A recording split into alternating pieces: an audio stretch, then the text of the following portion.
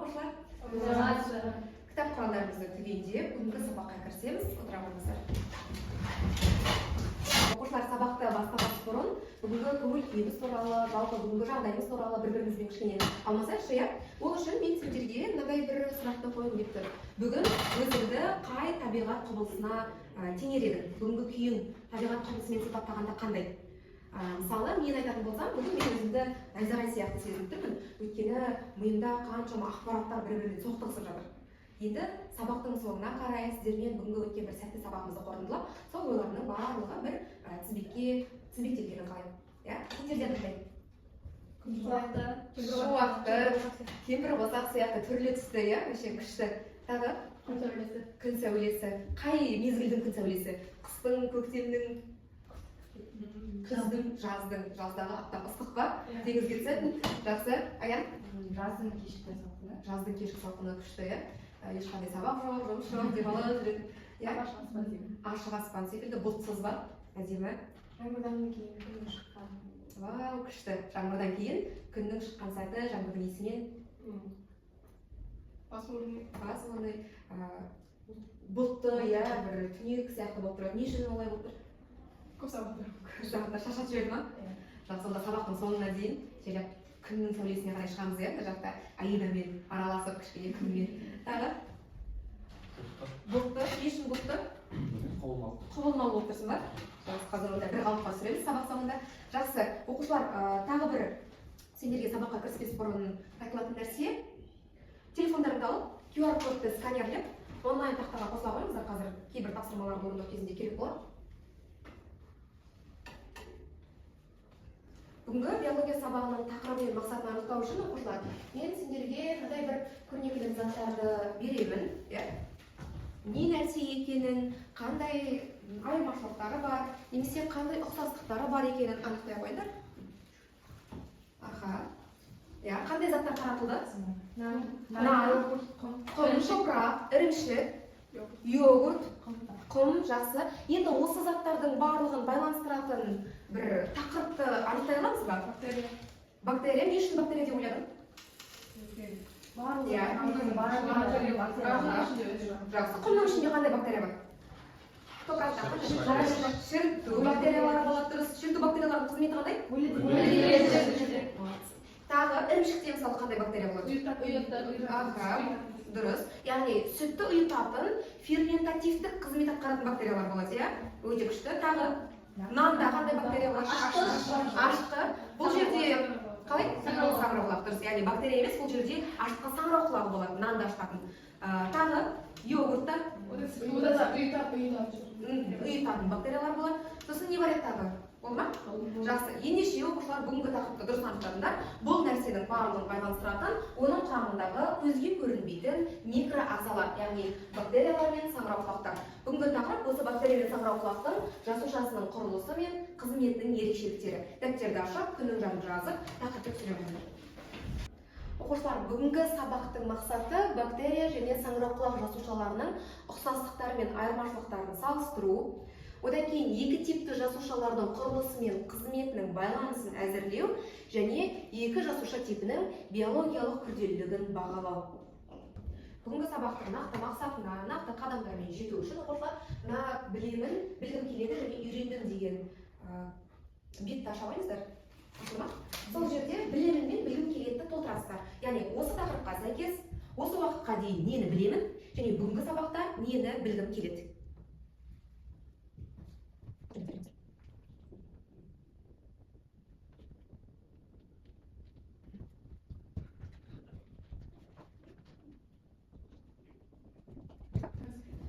Айнара. Бактерияларда ядро болмайтынын білемін. Өте күшті. Саңырауқұлақтардың құрылысы мен тіршілігі процесін білгім келеді. Келесі, мынау ат кімдікі өз атыңызбен жасап. Астында тұр екен аты, дұрыс. Мен барлық тірі ағзаларда бактериялар бар екенін білемін. Білгім келеді олардың құрылысын және жұмысын дейді. Аян, мен бүгінгі сабаққа дейін нанды ашыту үшін ашытқы саңырауқұлақ пайдаланатынын, бактериялар туралы бірнеше ақпарат білдім дейді. Мен осы тақырыпты тереңірек түсініп білгім келеді. Тағы бар ма? Енді оқушылар осы жердегі білгім келеді деген жаңағы өзіміздің сұранысымызды қарап отырамыз. Сабақ барысында тапсырмаларды орындау кезінде сол білгім келеді деген мақсатымызға жеттік па, жетпедік па анықтап отырамыз. Жақсы ма? Бүгінгі сабаққа қатысты жаңа ақпаратпен танысайық. Бұл прокариот жасушасы мен эукариот жасушасының құрылысының салыстырмалы көрінісі. Байқап отырғандарыңдай, прокариот жасушасы эукариотқа қарағанда біршама кіші, яғни ұсақ болып келеді. Прокариот жасушасы бұл тек қана бактерияларға тән. Енді бактерияның ішкі құрылысы қалай орналасқан? Бұл жерде сыртын қоршайтын мембрана және ішін толтырып тұратын цитоплазма деген екі негізгі құрылымы бар. Одан бөлек қосымша талшықтары, талшығының қызметі талшығы қозғалыс қызметін атқарады. Қозғалу үшін қажет талшықтар болады. Одан кейін ішінде шашыраңқы орналасқан ДНК, жалпы басқа эукариот жасушаларда ДНК ядроның ішінде орналасқан. Бірақ прокариотта ядро болмағандықтан ДНК-сы шашырап орналасқан деп айтамыз. Және осы ДНК шашырап орналасқан жерді нуклеоид деп те атауға болады. Нуклеоид бұл ядроның заты. Одан бөлек сыртын қаптайтын жасуша қабырғасы муреин болады. Естеріңде болса, көмірсу деген тақырыпта муреин туралы біз айттық. Есіңізде ма? Жақсы. Бұл енді прокариот жасушасы. Одан бөлек ішінде негізгі құрылым, тағы бір ерекше құрылымы бар. Бұл плазмида деп аталады. Бұны биотехнология деген тақырыптарда тереңірек түсінеміз. Плазмида бұл да ДНК тізбегі. Бірақ айырмашылығы бактерияның негізгі ДНК-сы ортасында шашырап орналасқан, ал плазмида шеңбер тәрізді бактерияның ұсақ фрагменттері. Енді эукариоттың жасушасы қалай орналасқан? Эукариотта байқап отырсаңдар, негізгі органоидтары көбірек ішінде. Цитоплазмасында мембрана арқылы бөлінген органоидтары бар. Мысалы, ең негізгі органоидтардың бірі ядро. Жаңа прокариотта негізгі құрылымдар екеу дедік қой, қандай дедік? Ал мына эукариотта үш негізгі құрылым бар. Ол үшіншісі ядро, яғни цитоплазма, мембрана, ядро. Одан бөлек эукариоттың ішінде Golgi жиынтығы, эндоплазмалық тор, ядроның жан-жағын қаптап тұратын және митохондриялар, сосын көпіршікті лизосомалар болады. Бұл құрылымдардың әрқайсысына естеріңде болса осы кезге дейін тоқталдық. Бір мембраналы, екі мембраналы, мембранасыз құрылымдар деп. Одан бөлек эукариоттар қандай ағзаларға тән эукариот жасушасы? Бұл саңырауқұлақтарда, бұл өсімдіктердің барлық тобында, жануарлардың барлық топтарында болады. Түсінікті ғой? Ал прокариот тек қана бактерияларға тән. Ал енді тапсырмаларға көшеміз. Тапсырманы оқулықпен жұмыс жасай отырып орындап, бүгінгі тақырыпты меңгереміз. Бірінші тапсырманың орындалуы сіздерде алдарыңызда бірнеше құрылымдар берілген. Оның қайсы прокариотқа, қайсы эукариотқа тән екенін галочка қою арқылы белгілейміз. Дәптерге орындаймыз, дәптермен жұмыс жасаймыз. Бұл тапсырмада прокариот, эукариот құрылысын салыстырамыз. Тапсырма түсінікті ма?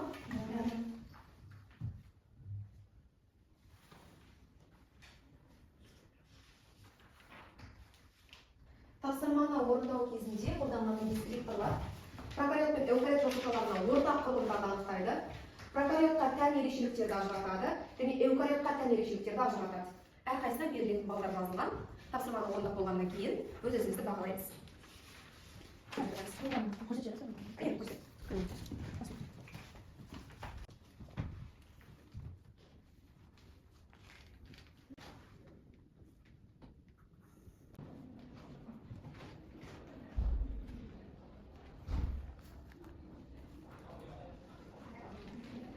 Тапсырманы аяқтаған оқушылар болса, дәптерді суретке түсіріп, онлайн тақтаға жібереміз.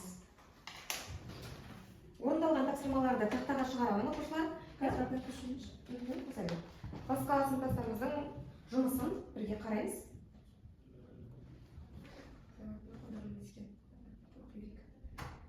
Ядро эукариоттарда, цитоплазма екеуінде, рибосома эукариоттарда, митохондрия эукариоттарда, нуклеоид прокариот, жасуша қабырғасы прокариот. Оқушылар, бұл жерде келіспейтін тұстар бар ма? Рибосома екеуіне де ортақ болу керек, сосын? Жасуша қабырғасы. Жасуша қабырғасы екеуіне де тән.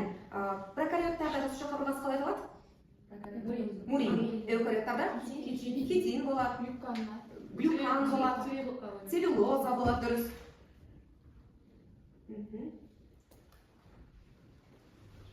Әйін жұмысыңды толықтырасың, жақсы ма? Келесі сымбат. Бір эукариот, екеуіне де, үшіншіме не берген? Рибосома. Бұл да екеуіне тән болу керек, Онға мысал ретінде, мысаларды жасамыз еді қой, Бұл жақта вирус. Эукариот. Эндоплазмалық тор дегеніміз организм болып есептеле ме, есептелмей ме? Бұл жерде мысал организм жазу керек, сондықтан мысалы жануар, өсімдік, немесе балдыр, саңырауқұлақ, или бактерия деген сияқты бір ағзаның аты болу керек. Келесі. Жақсы.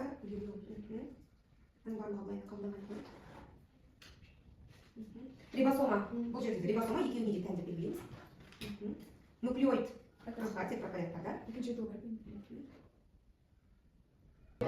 Цитоплазма. Рибосома. Митохондрия. Нуклеоид. Прокарyoттарда. Осы жаққа барасыз. Мембрана. ДНК. Гольжи. Эукарyoттарға. Мысалы организм. Немесе өсімдіктер, жалпы саңырауқұлақтар және бактериялар. Түсінікті ғой? Так, өзімізді бағалаймыз.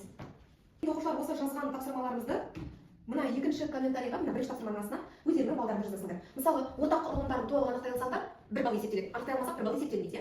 Прокаротқа тән ағзалардың ерекшеліктерін анықтай алсақ 2 балл, эукариотқа тән ерекшеліктерді ажырата алсақ 2 балл. Егер қандай да бір қате болса, онда жалпы 5 баллдан төмен қоямыз. Өзімізді бағалаймыз. Екінші тапсырма жасушаны суретеміз деп аталады. Қазір екі топқа мына екі суретті қоямын. Бұл жерде жалпы прокариот, эукариот жасушалары көрсетілген. Мысалы, мына 4 оқушы бір топ, мына 4 оқушы бір топ. Енді топқа қалай бөлінетіндігімізді мына жерде таратылатын парақтар, қималар арқылы анықтаймыз. Қазір әрбір оқушыға белгілі бір құрылымдар түседі. Қайсысы прокариотқа тән болса, онда сол оқушы прокариоттың тобына барып отырады. Эукариотқа тән болса, эукариотқа барып отырамыз. Басқа қасымыздағы оқушыларға көрсетпейміз, өйткені бұл тапсырманы орындау кезінде басқалары жұмбақты шешу керек болады. Ешкімге көрсетпейміз. Анықтадық па? Ендеше орнымызды ауыстырамыз. Прокариот, эукариот, аламыз. Кім қайда? Аламыз.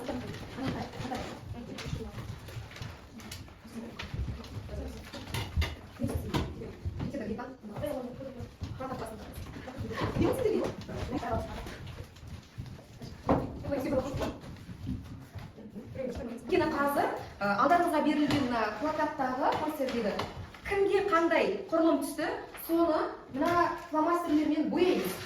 Одан кейін ортаға мысалы бір топ шығады да, 4 оқушы шығып, өзінің құрылымын келесі топтың оқушыларына жасырады. Өзі туралы айтады, бірақ нақты атын айтпайды, сипаттайды. Соны келесі оқушылар, келесі топтың оқушылары, манағы онлайн тақтаға комментарий ретінде жазады. Мысалы, мен әрбір оқушының атын шығарамын. Нұрбек деп. Нұрбек сөйлеп тұрған кезде Нұрбектің астына комментарийге жазамыз. Қандай құрылым екенін жасыма. Немесе Аида сөйлеп тұрған кезде Аиданың астына комментарий жазамыз. Түсінікті ғой? Екінші тапсырманың дескрипторлары тақтада берілген, осы бойынша жұмыстар жасалуы керек. Сұрақ бар ма? Тапсырмаға көшеміз.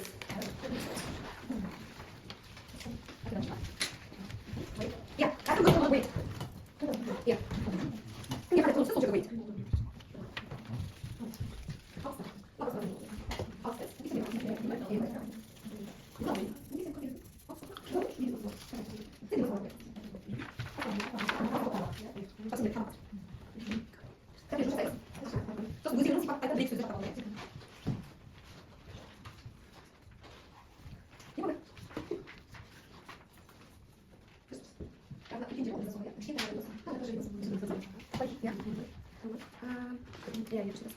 Екі топта дайын.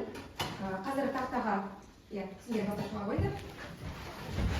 Келесі топтың оқушылары қай оқушы қандай құрылымды жасап тұрғанын сол оқушыға ақшаның астына комментарий етіп жазамыз. Сосын дұрыс анықтадық, дұрыс анықтамадық, оның барлығын өзімізді бағалау үшін керек. Иә.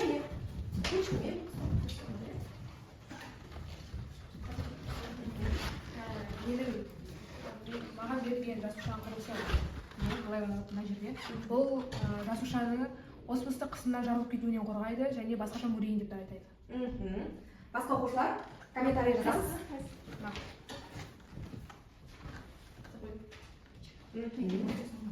Айнарада. Аружанның жауабы дұрыс па, Айнара? Пептиді гликан, екінші аты? Урин. Жақсы. Келесі. Маған берілген жасуша құрылысы міне. Бұлар плазмолемалар сияқты, яғни наркоздардан, көмірсулардан тұрады. Оның қызметі ерітінділерді шығару және кіргізу. Көріп тұрғандарындай цитоплазманың орнында. Цитоплазмасы. Сымбат, жасуша мембранасы дейді. Жауапты қабылдайсың ба?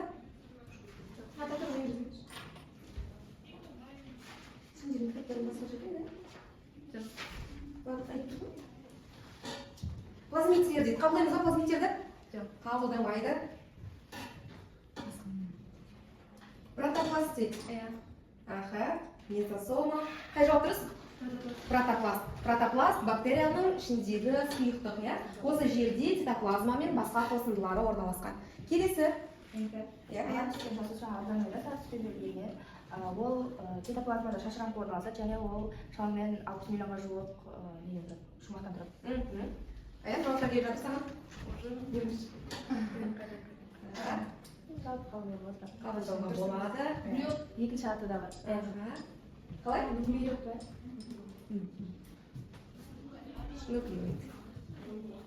Нуклеоид. Жақсы, келесі. Нұрбек? Маған берген жасуша құрылысы бұл протопластқа кіріп орналасады және бұл митохондрияның қызметін атқарады. Бағдаймыз, Нұрбек, жауаптар келіп жатыр. Дұрыс. Митохондрияның қызметін атқарады. Жақсы, отыра қойыңдар. Өте күшті. Келесі топ. Маған берілген ағза қос мембранамен қоршалған дөңгелек созылыңқы пішінді және ол көбеюге қатысады. Ақшайнаға, капитализға қайтыспен берілген дейді? Сары. Ақшайна саған жауап келіп жатыр. Қабылдаймыз ба? Иә, дұрыс. Цитоқанға деген қате. Келесі. Маған берілген эпотоным түйіршіктері және ол ТНК арқылы нәрвіздердің молекулаларын жинақтайды. Бұл мен берілген. Әйелді жауап? Иә. Келесі. Маған берілген органоид көк цветпен берілген. Бұл бізде энергияны, яғни атомды синтездейді, көбінесе энергия жұмсалатын ағзаларда кездеседі. Дұрыс. Келесі. Маған берілген органоид ол жасушаның ең белгілі органоиды. Маған цветпен белгіленген. Ол бізде экоректезесін, яғни санаулы уақыттарда болады. Және көбінесе бунақ денелерде. Санаулы уақыттарда бунақ денелерде болады дейді. Дұрыс па? Хитин, яғни сыртқы жасуша қабырғасы дейді. Жақсы оқушылар, екі топта жұмыстарын жақсы қорғады. Кейбір жерінде қателер болды, оны айттық. Енді өз-өзімізді бағалап, екінші тапсырманың дискрипторына неше балл жинағанымызды жазып кетеміз. Сабақ соңында бұны барлығын сізге қарап береді. Екінші тапсырма бойынша түсінбеген тұстарыңыз бар ма? Жақсы оқушылар, енді үшінші тапсырмаға қарай өтеміз. Бұл тапсырма менің ойымша деп аталады. Бұны қасымыздағы жұбымызбен бірге талқылап орындаймыз. Қазір сіздерге жағдаяттық мәтін ұсынамын. Үшінші тапсырма жағдаяттық мәтін. Сіздердің жалпы талдау, анализ жасау және сыртқы құбылыстармен салыстырмалы түрде бағалау деген қабілеттеріңізді дамытуға арналған бұл тапсырма ғылыми кеңес деп аталады. Бұл жерде әрбір жұпқа менің қолымдағы қима қағаздар таратылады. Бұл жерде әрбір жұптың өзінің рөлдері жазылған. Және сол рөлдерге сәйкес қазір сұраққа жауап береміз. Мысалы, қандай сұрақ? Қай жасуша биологиялық тұрғыда күрделі деген сұраққа мынаның ішіндегі рөл бойынша жауап береміз. Түсінікті ғой? Мысалы, сол рөлге байланысты қасында сұрақтар да тұрады. Мысалы, сендерде биотехнолог рөлі және сол биотехнолог ретінде мына сұрақты талдап жауап береміз. Эколог рөлі, микробиологтар және биохимиктер. Қай жасуша биологиялық тұрғыда күрделірек деген сұраққа жұбымызбен бірге ақылдасып 2 минут. Содан кейін әр жұп өзінің жауабын негіздейді. Иә, соған жауап. Иә. Сен такой биотехнологсың да, и осы сұраққа жауап беру керексіңдер. Қосымша нені? Жасанды интеллектті қолдануға болады.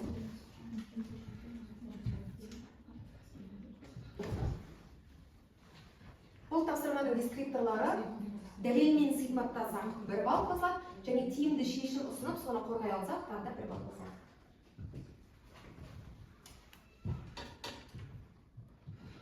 Жақсы, онда қандай ғылыми микробиологтар. Жақсы. Микробиологтардың пікірін тыңдаймыз, оқушылар, өйткені әрбіріміздің пікірін тыңдап, соңында нақты бір тұжырымға келуіміз керек. Шын мәнінде қайсы күрделі екеніне дауыс береміз. Сондықтан бір-біріміздің жауабымызды тыңдаймыз. Иә? Микробиологтар. Бізге қойылған прокурорлық жасушасының құрылымдық қарапайымдылығы, оның тез көбеюіне және бейімдегіштігіне қалай әсер етеді. Прокурорлық жасушаларда ДНК нуклеотид ретінде қолданады және ода мембрана болмайды. Сол себепті ода репликация эукариот жасушалар арасында тез жүреді.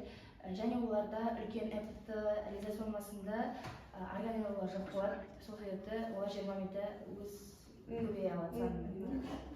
Адаптация, яғни бейімделу бұл кезінде олардың құрылымы қарапайым болғандықтан тез бейімделеді және бұл органеллаларды сақтап тұрудың орнына ол энергияларын басқа заттарды сіңіруге жұмсайды.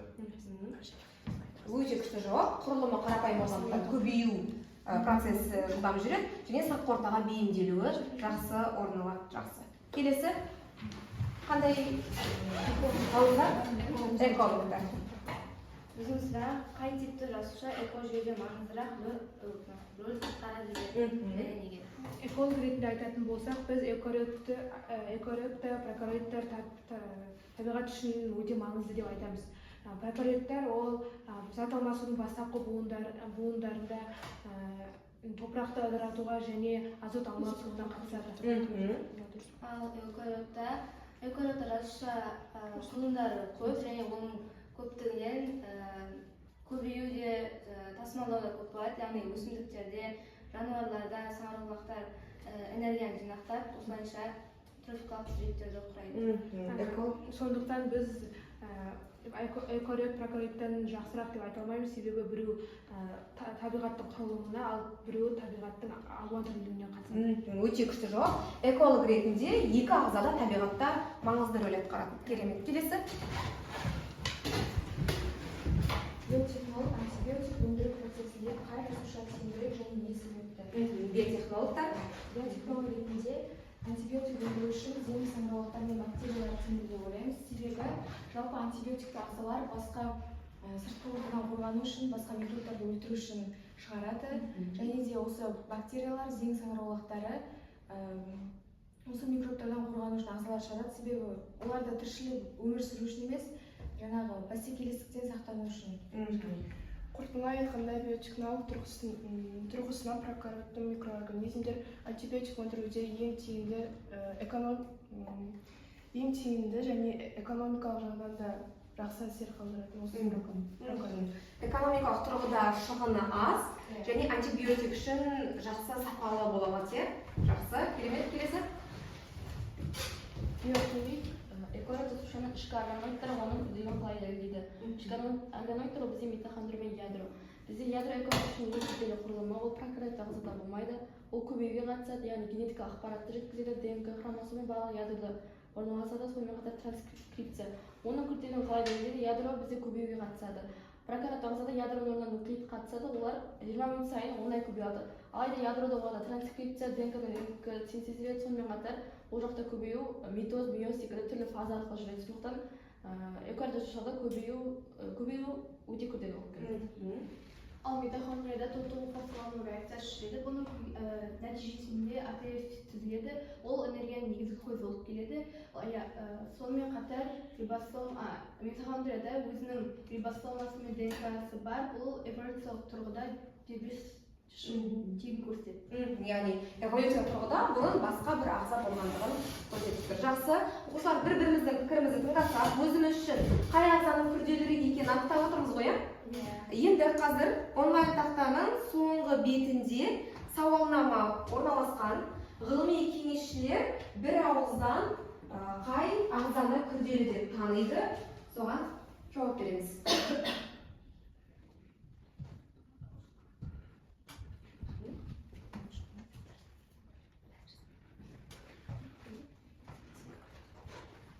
Алты дауыс келді, екі оқушы дауыс келмеді. Екі ғалымыз. 8 дауыс болды. Жақсы. Ендеше көрейік, результат нәтижесі бойынша қай ағза күрделірек деп танылды? Эукариот жасушасы 75% дауыс жинапты, иә? Яғни жалпы эволюциялық тұрғыда және биологиялық тұрғыда оның құрылысын салыстырмалы түрде қарасақ, эукариот күрделірек деп танылды. Жақсы. Оқушылар, бүгінгі тақырып бойынша сұрақтарыңыз бар ма? Жоқ. Барлығы түсінікті ма? Енді қазір бүгінгі тақырыпты меңгермегендігімізді анықтау үшін басында біздің жазған білемін, білгім келеді деген этапқа өтеміз. Енді ауызша нені үйренгендігімізді айтамыз. Түсінікті ғой? Мысалы, Айнара білгім келеді деп саңырауқұлақтардың құрылысы мен тіршілік ету процесін жазған. енді осы нәрсеге жете алдық па жете алмадық па? Жете алдық. Толық айтып кетсең. Кері байланыс. Саңырауқұлақтарды эукариоттарға жататын білдім және сол эукариоттың құрылысын білдім. Анықтай алдық. Аида? Мен білгім келгені олардың құрылысы мен жұмысы. Мен экориоттар мен прокориоттардың жұмыс құрылысын білдім. Және экориоттың құрылысы күрделі екенін. Келесі. Аян? Мен осы тақырыпты тереңірек түсініп білгім келді. Мен бұл мақсатқа жеттім. Мен осы сабақ арқылы бактерия, саңырауқұлақтар және басқа ағзалардың эукариотты және прокариотты жасушалардың қоршаған орта үшін пайдасын және оның құрылысын қызметін тереңірек түсіндім. Ақжайна? Менің білгім келгені саңырауқұлақтардың бактериялардан айырмашылығын және құрылысын. Мен осы сабақтардың соңында өзімнің мақсатыма жеттім деп ойлаймын. Бактериялар прокариот жасушаларға, саңырауқұлақтар эукариот жасушаларға жатады. Күшті. Келесі Аружан? Мен білгім келгені олардың жасушасы мен құрылысының қызметтерін осы сабақта үйрендім. Олардың құрылысы, яғни прокариот ағзада ядро мен митохондрия болмағанымен олардың қызметін атқаратын басқа органеліктер, мысалы мезосома, нуклеид деген секілді бар екенін. Күшті. Келесі Сымбат?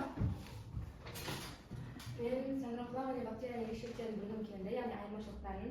Мен және бұны білдім деп айта аламын. Мысалы, бактерияда басқа тек қана рибосома болатынын білдім, басқа органеліктер болмайтынын білдім және митохондрияның орнына мезосома қызмет атқаратынын білдім. Аяулым? Мен білгім келгені саңырауқұлақтар мен бактериялардың айырмашылығы. Мен бұл мақсатыма жеттім. Саңырауқұлақтарда эукариот жасуша, бактерияларда прокариот жасуша екенін біліп, олардың арасында айырмашылықтарды, оларда болатын органеліктерді және болмайтын органеліктердің орнына қандай органелік басатынын анықтадым. Нұрбек? Иә?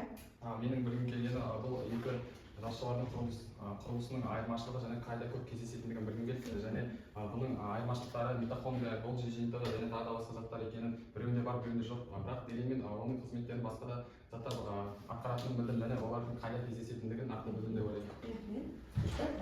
Так, бүгінгі сабақ бойынша бағалайтын болса оқушылар, міне өзіміздің бағалау парағымызға қараймыз. Аяулым 9 балл, Аян 8 балл. Мына аккаунт кімдікі? Мен Сымбат 7-9 балл, Аружанда 10 балл, иә? Айнарада 9 балл. Мына аккаунт кімдікі? Аида 5, 8, 10, Нұрбек 10 балл. Жақсы, бүгінгі сабақта барлығымыз 9-10 балдан жинақтаған сияқтымыз, иә? 8 балл жинақтаған оқушы кім еді? Қандай қиындық болды? бірінші сабағымда кішкене толықтырған жоқпын. Келесіде тапсырмаларды орындаған кезде нақтылық болу керек. Жақсы оқушылар, бүгінгі сабақ аяқталды. Көп рахмет. Болған сияқты.